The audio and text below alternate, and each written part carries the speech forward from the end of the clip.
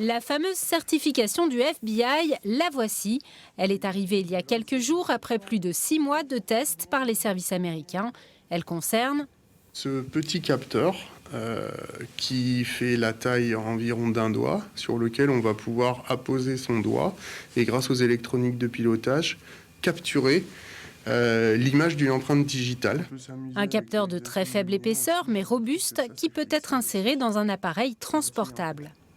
Au lieu d'avoir un gros bloc comme ceux qu'on a dans les aéroports pour venir prendre des empreintes digitales, on va se retrouver avec un format qui peut être comparable à celui d'un smartphone sur lequel, en appliquant le doigt, on vient récupérer l'image de l'empreinte digitale.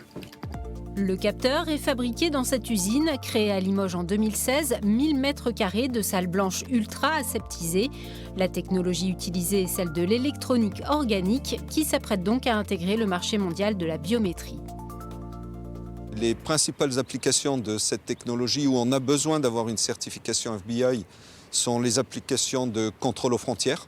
Tout ce que vous avez quand vous, maintenant, un peu partout dans le monde, vous passez vos contrôles, on vient vérifier vos empreintes digitales que l'on vient croiser avec votre passeport biométrique.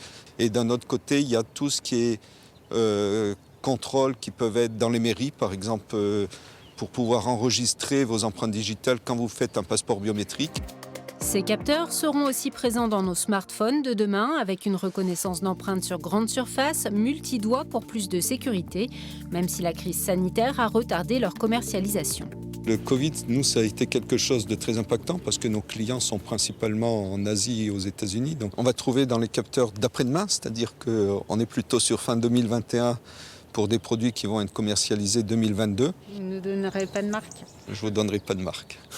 La production de masse devrait être lancée à l'automne prochain avec des créations d'emplois à la clé sur le site de Limoges.